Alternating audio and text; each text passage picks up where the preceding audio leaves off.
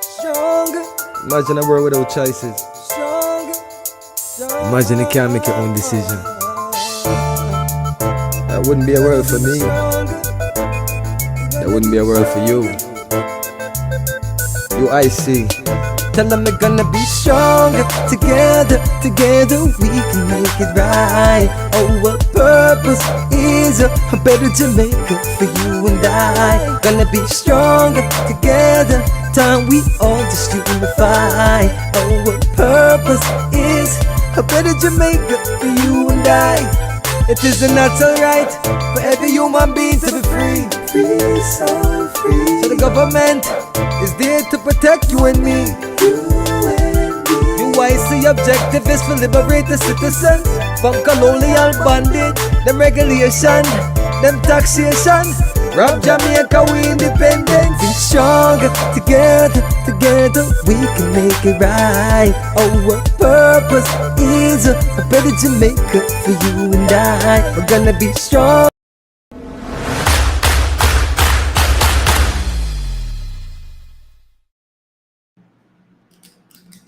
Hello, good evening, and welcome to UIC Jamaica Live. This is Joseph Patterson, and tonight I'm just coming to you impromptu to have a chat.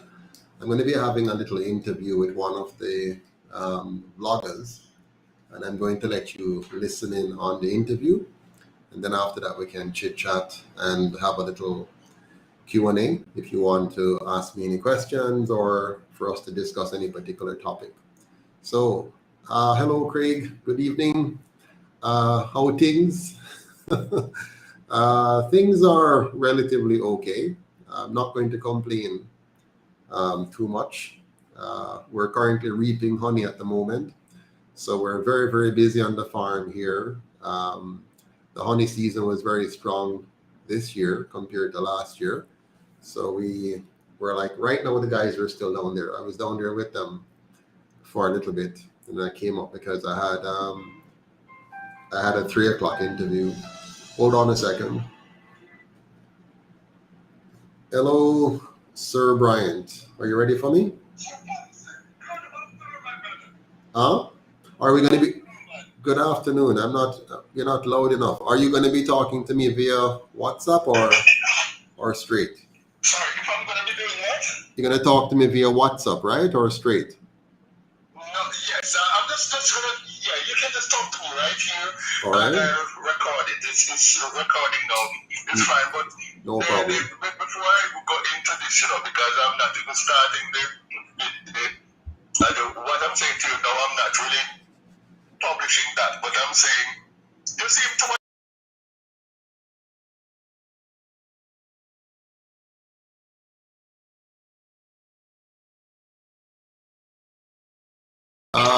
Sure. I just want to let you know, and I just muted myself for a second because I'm live on my program at the same time. So while you're talking to me. Sorry, hold on, start again. Oh. You said you just wanted me to know what? I want you to know that I am live on my program at the same time, UIC TV. Okay. So what I did, Okay. I just muted. Well, in that case, Hold on. Get into it. Sure. Mr. Patterson? Yes. Well, for my viewers, just to intro, all right, I can do the intro after for my viewers. Sure. When I'm putting it on. So, I'll just get right into it. Sir, as you know that my big issue is crime. Yeah. Because as far as I'm concerned, once crime is fixed, the economy and everything else will just follow automatically. Right. Okay. Fix crime. And therefore, I've always had crime as my little pet peeve. Understood. Now, sir, we have seen over the past 40-odd years, 50-odd years, that the PNP and JLP have not managed to break the back of crime. They have not ever gone on top of the game where crime is concerned. Right. So you, as the new kid on the block, are very interested in knowing, based on what these guys have done so far, what would you have done differently? No, I just open it up and you can tell me what you would do, because I am looking for a hero, and I don't know if you are that hero. So, over to you, sir. Well, I am not trying to be a hero, because heroes normally end up dead. So, well, I know, but they normally end up dead prematurely.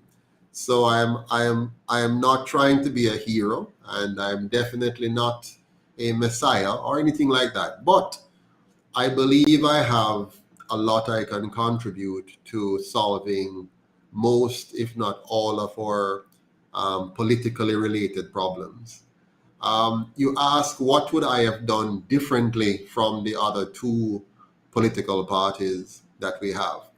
Well, first of all, we have to understand that the other two parties are the genesis of the crime problem. So first of all, if I would have been our founding fathers, among our founding fathers, I would not have participated in creating the culture of crime and corruption that we now have today. So two parties have spent the better part of 79 years helping to perfect the culture we now have, and we have to undo that. So what did they do wrong in summary? In summary, they allowed the colonial master, the ones who abducted our people, raped our people, and robbed our people, they allowed them to prescribe to us the system of governance that we should follow. And that system of governance is based on the idea that we need to be divided in order for us to have good politics and good governance. And so they divided us into two tribes. And over the course of 18 years, from 1944 to 1962, they trained us to fight each other for scarce benefits and spoils. And we have perfected that to the point where we are now fully dysfunctional. And with each passing year, our people are marching fast back into slavery. Now, part of the problem that they created was that they imported guns into the country and created garrison communities, and they empowered gangs and don leaders by giving them political contracts, government contracts, and in time empower them to the point where they become semi-independent while still maintaining certain levels of relationships. And now you have a very, very strong organized crime culture in Jamaica, which transcends Jamaica's borders and include international criminal cartels. Now, if we're going to get rid of the problem, we have to begin by understanding that we need to get rid of the source of the problem. So the source of the problem are two political parties that are significantly connected with criminal enterprise. And if we're honest enough as Jamaicans, we can come to terms with that the parties themselves are really a more polished version of any gangs in Jamaica. They're the most dangerous of all gangs because they also control state power. So they control the state, they control our taxes, they control our international relations, they control the treaties we enter into, and they can significantly affect our lives on a day-to-day basis because they control the economy, the education system, the healthcare system, and the social safety net, to what extent there is one. So clearly, we have a serious problem. And the best thing that the Jamaican people can do to begin to solve the crime problem is to make sure that we vote out those who depended on it, who are connected to it, and who has a vested interest not to have us fully understand it. When you elect the UIC, you're giving us the power as an independent political party, one that is not tainted by crime and corruption, one that has no vested interest to cover up the past or to cover up even the present relationships. And that is going to be the beginning stages of breaking the backbone of crime and corruption in Jamaica. Now, what are the policies that we're going to follow? Our number one policy when it comes on to fighting crime is to see crime as a symptom and not a cause, which means we have to look at the whole thing from a holistic standpoint. This includes, for example, recognizing that the the leadership of crime comes from the top. So you must have a top-down approach to crime fighting. So you have to make sure that you find the criminal elements in our government, in our police, and in the private sector. Yeah, at the top. Those who are covering for criminals, those who facilitate the transactions of criminals, those who provide cover through the legal system for criminals. So you have to go after them. And one of the best ways to find them is to follow the money. So you need to look at their net worth, their assets, their associates' assets, their family assets, and identify the source of those asset growth through a forensic audit that will then point you to how they became wealthy and how they're maintaining that wealth. Some would have sanitized it to some degree, washed it to some degree, money laundering, of course, but you can still find the links if you search for them properly. And you start by eliminating the corrosive element at the top of the police force, at the top of the government system, at the top of the private sector system. You secondarily have to make sure that you secure and protect our borders. And that means repurposing the army to move away from civilian type police type work and to be fully involved in border control 360 degrees, the entire country, including customs, and have the army fully engaged in monitoring and managing the inflow and outflow of goods and services and people out of the country. This will include not only Coast Guard activities, but also in introducing things like drone and other surveillance technology in order to really pin down the movement of goods and services, products and people and equipment such as guns and ammunition coming in and out of the country. Having dealt with your borders and having taken a top-down approach to those who are a part of the criminal syndicate in the country, you need to provide alternatives for the people. So the first alternative you want to provide, which we have, is we're going to implement a youth employment solution program. Now, you do know that our school system fails 70% of our students every year or more, which means every single year, for every 100 student that comes out that is graduated, 70 of those students are ill-equipped to be productive citizens, to be effective citizens. So we have a serious problem because we're oversupplying the wrong kind of citizens, while the good ones, the 30% that are somewhat good, whether they have maximum qualifications or 75% or 50%, that 30%, of that 30%, roughly 60 to 70% of them will migrate shortly afterwards to other countries. This means we're creating a high density, a high concentration of the wrong kind of citizens because of the failing of our education system. Now we can go into the cause of that, but I'm going to focus on the solution right now. So the solution is to have a 100% intake of any student who is not going on to university or to a trades program or to some other kind of very productive pursuit, such as entrepreneurship. Those students into an internship program, a paid internship program, where they go immediately from high school to the workforce. And they're going to get specific jobs which they're going to be required to perform in, and they're going to be paid. They're going to be subsidized and paid to grow in those companies, and of course, to move on to other companies. But this is going to be a planned, managed system similar to if they were in school. So they're being tracked just the same way.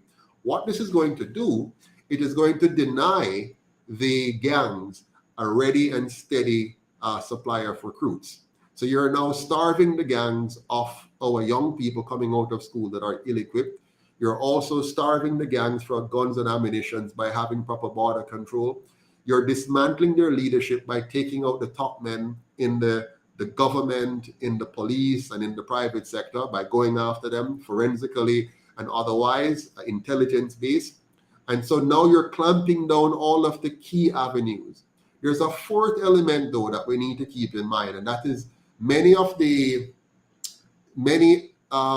persons who left school in that 70% failure category are now adults in different forms. They might be 25, 35, 45. So what we want to bring in, instead of a welfare program, which Jamaica doesn't have a serious welfare program, we want to bring in a workfare program. So we don't believe in welfare. So we're going to have a workfare program. This is where if you're an adult and you're unemployed and you want to be employed, we will place you. So there are many things now that we're going to be able to use to do that. One, yes, go ahead. So Patterson, Yes. you are giving me a very broad sociological fix for a general situation that basically every country has and need to deal with it in that broad sense.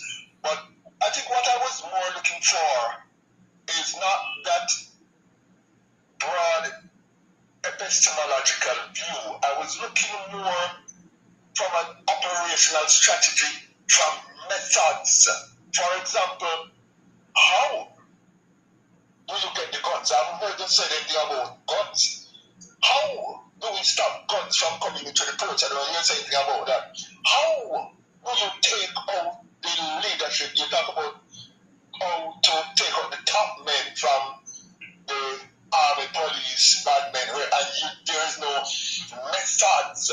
So I was more looking from an operational strategy point rather than the broader sociological things that you give. I just want to see if you had anything on that. And how would we carry these things out? What were the method that we would use and the strategies that we would put into effect to bring about this change? Well, I thought I gave you enough information because there's no way we're going to get into detailed operations or even detailed strategies, because some of what we have to do, it's best if it's not said, publicly. But generally speaking, we, as I said before, border control is what we're going to use, and I said repurposing the army. Right now, the army is being misused and is not being properly directed to target things that they need to target, which is our border control to stop the guns and ammunition coming in. So that's one piece of operation and strategy, but I can't get into more details than that. On another key strategy, to me, that's very important strategy. If you don't take care of the 70% that's coming out every year out of your school, if you don't give them something meaningful to do, the gangs will find something for them. In fact, without even the gangs finding them, they will find many things to do that are not so useful to society. So we have a plan that is very specific. Get our youths into internship program, get our adults who are not functioning effectively in the work program. We're going to have a work program for them, workfare.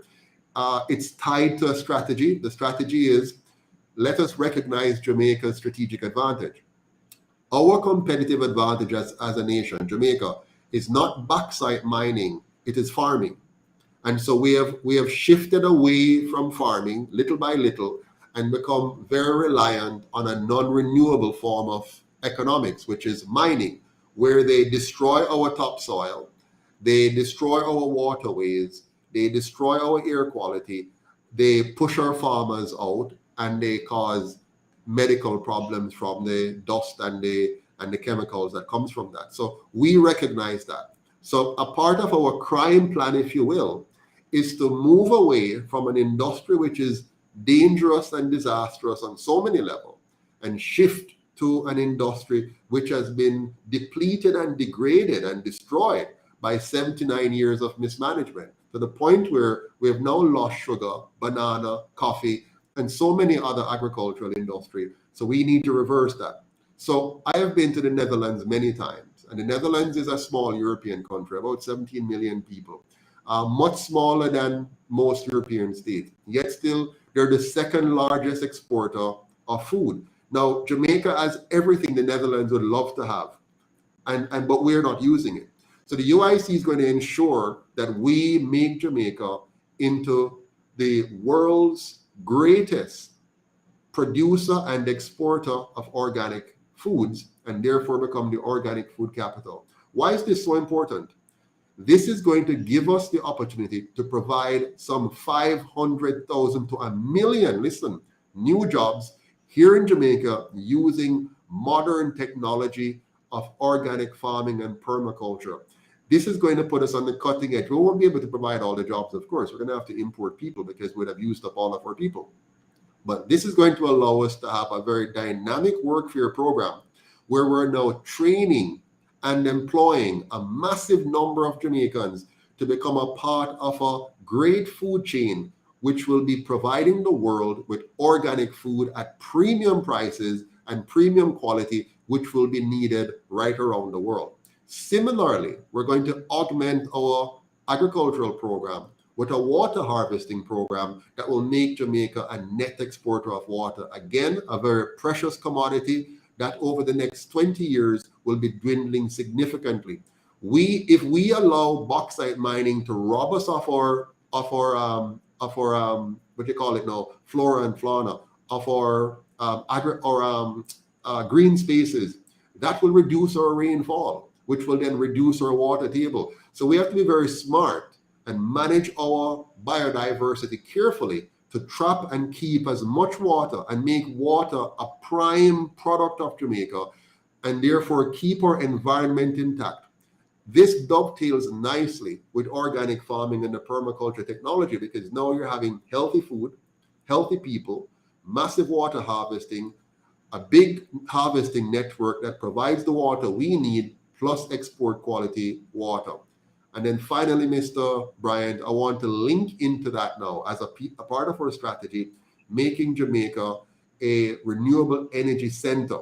So we're going to now train our students in school, from primary school coming through, to understand renewable energy, biogas, solar, hydro, geothermal, and this mix of energy, and understanding how to build, maintain, and manage this form of energy together with water management, together with food production, and making us the center of excellence in that area, thus making Jamaica water, food, and energy secure, providing the jobs we need to get our young people and adults away from crime, and at the same time driving up our GDP, increasing our foreign exchange because of our additional export, and thus raising the standard of living, the GDP per capita, and making us as competitive as Singapore or better.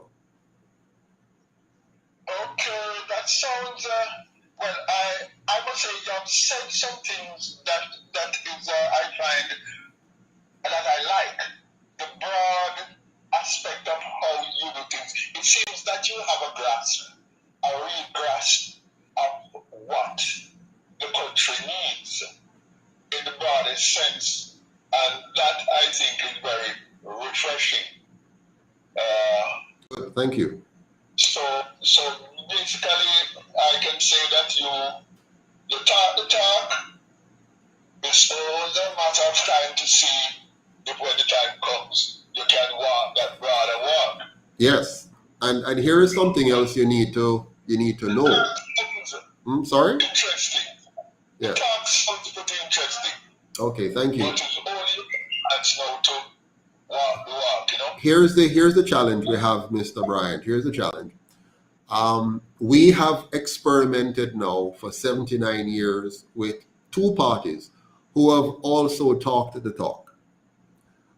They have given us promises after promises. They've told us that they're going to have money jingling in our pockets. They told us to log on to progress. They told us about prosperity and all of that kind of stuff. And even now, they're very good at talking. The Prime Minister has been very aggressive at copying my talking points and regurgitating them and doing all kind of temporary things to see if he can captivate the minds of the people.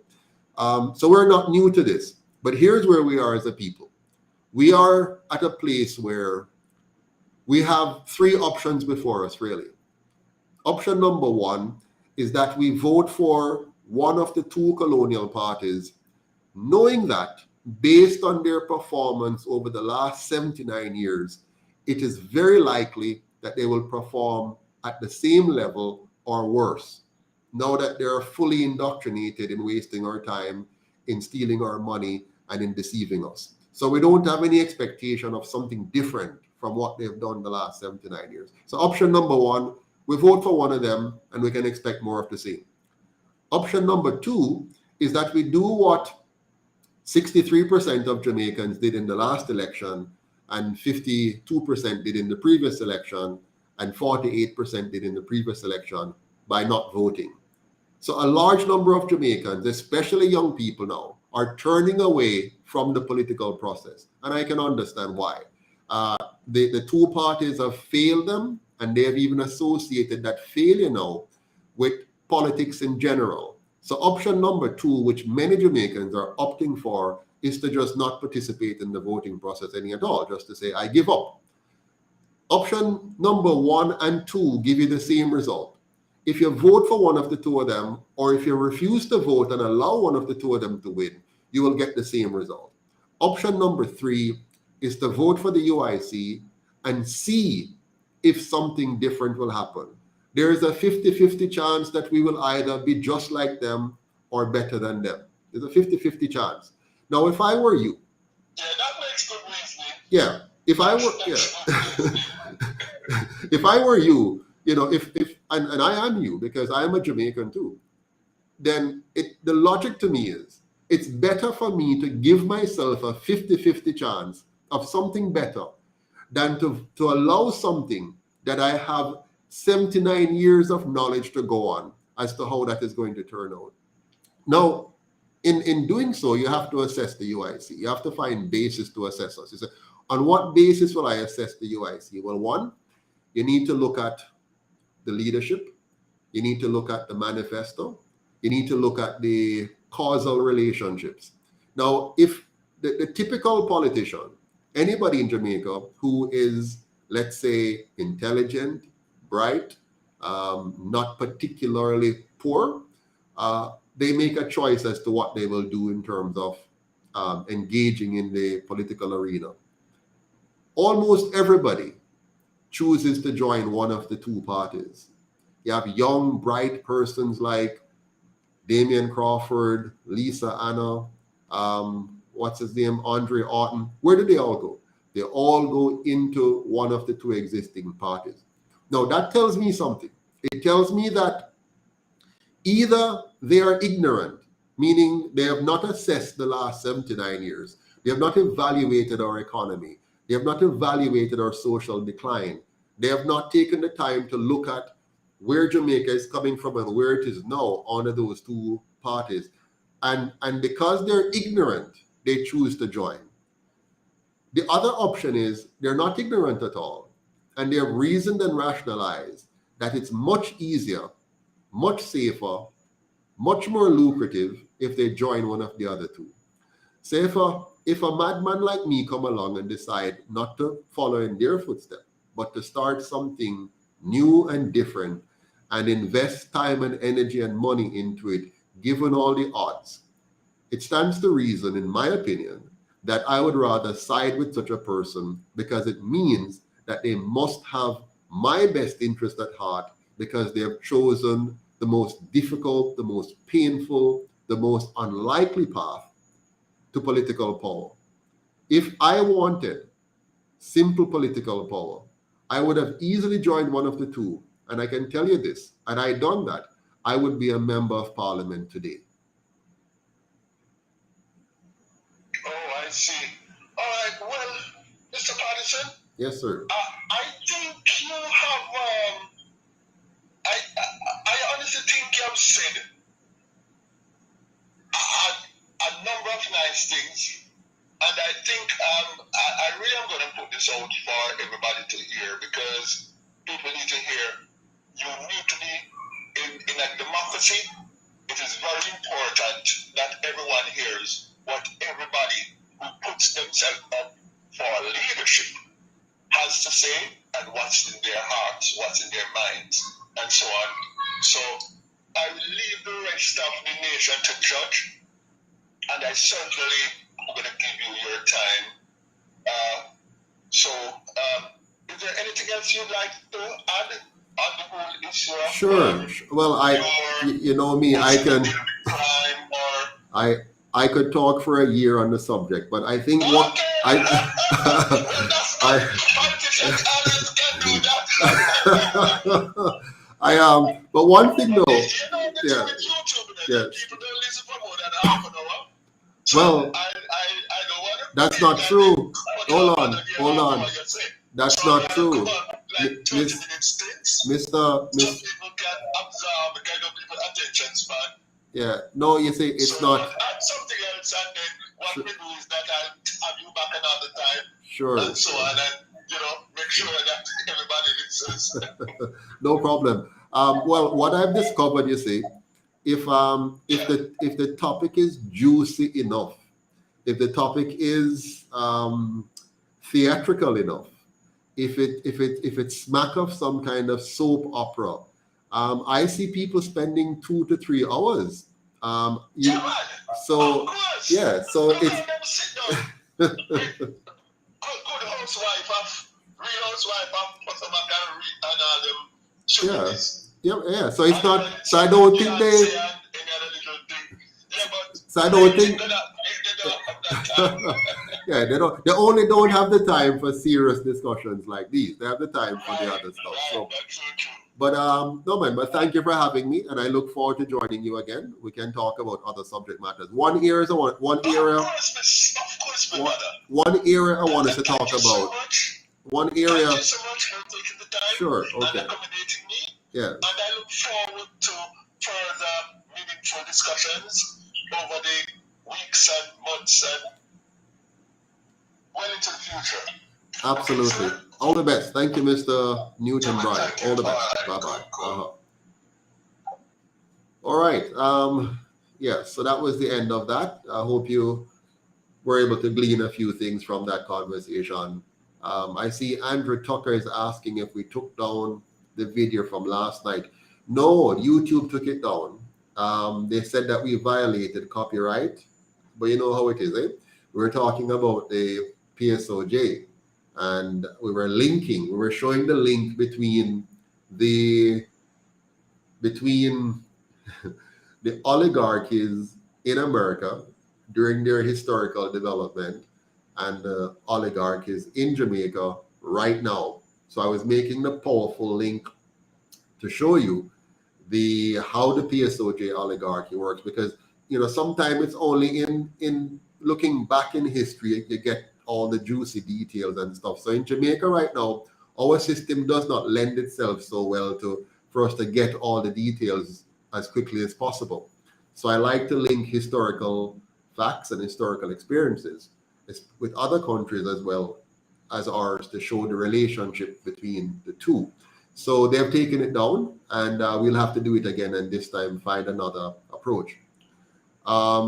Lincoln Sales says, Mr. Patterson, we're supporting UIC, and I'm spreading the word because UIC vision will help Jamaica and Jamaicans. Thank you so much, Lincoln. Really appreciate it. Andrew Tucker says, that's what I thought. Exactly. That's the plan. They don't want us to get certain things out to the people, but we continue to do so. The UIC is revolutionary because we're not an ordinary political party. Yeah, we are really a movement, and when we win, you're talking about fundamental changes to our governance model, our economic model, our education model, our healthcare model. You're really talking about, for the first time in the history of Jamaica, we're going to have good governance. We're going to have an education system that truly empowers the people, all the people, to be financially free, to be really capable and able to make the right kind of decisions. You're going to have a truly free and fair market economy that is going to allow the poorest of persons to become very wealthy quickly. And one of the ways to do that is that we're going to give you what was stolen from you, your intergenerational wealth that was stolen from you at the time of slavery, some 400 or 500 years ago. We're going to restore at least the property rights in that, and then give you the educational information, our children and adults as well, so you can really start to build. So education, healthcare, nutrition, and of course property.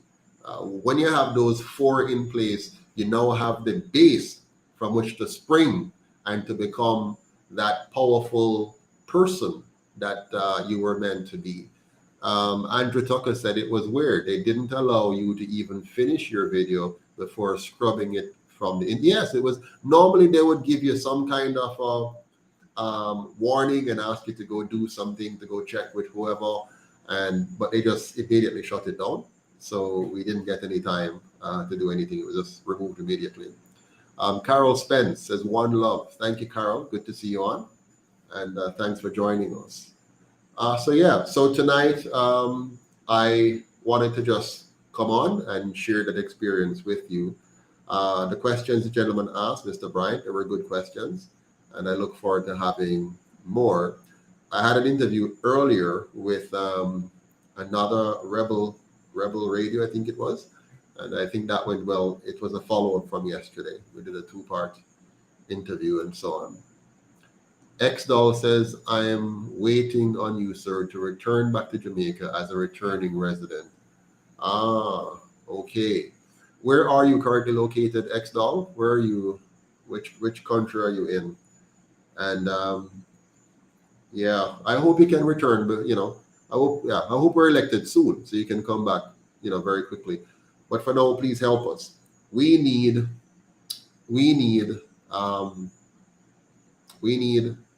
at least 1,000 persons in the diaspora to give us $25 a month to be able to be effective. We're also running a campaign for 5,000 persons giving 5,000 Jamaican dollars, so we can have 25 million to help us with the campaign immediately. Now, there's a big sense of urgency because, the Prime Minister should have called elections by now, the local government elections. So it was due this month. They delayed it from last February, so it was due last February, and it was due before that, so it has been delayed a few times now. So it could have been February, so it's really urgent for us to get some funds in. So everyone, please go to our website, uicjamaica.com, and donate as much as you can, and tell your family and friends to do the same. If you want to, you can always contact us on this number. And where is it now?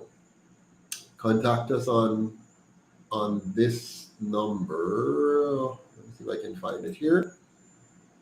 And just let us know if you want to send by Western Union or something like that. Okay. Brian Smith, thank you very much for your support. Much appreciated. So anything else you want to hear me talk about before I run? I have a few minutes left before I go. If you have any questions or any other comments you want to share,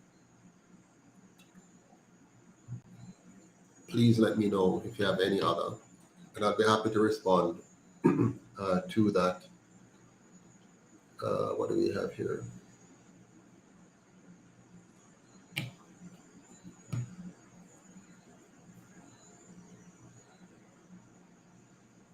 Yeah, so tomorrow I'm going to be on with Miss Valerie Dixon at 7:30. We're going to have a conversation on another fraud, $89 billion fraud. So it's going to dwarf the SSL case, which is about 8 billion or so. So you can't afford to miss tomorrow night at 7:30. We're looking, I think it's Jamaica's largest fraud case ever, and yet still very few Jamaicans even are aware of it or understand it. So it's an $89 billion fraud, 89 billion. So I'm going to uncover that tomorrow and dig into the details and bring you up to speed on the significance of that fraud and how it has affected us. Andrew Tucker says, "Do not use Western Union. They might freeze your account. They are connected to the oligarchs." Well, Andrew, everything is connected to the oligarch thing. So some people send by Western Union, some send by other means, Cash App or Zelle and so on. So any means, whatever works for you, just send it via that means, and let's see if we can get our candidates on the road. Okay? All right, so that's all for tonight. There are no other questions. Thank you all very much. Have a good night and talk to you soon. All the best. Take care.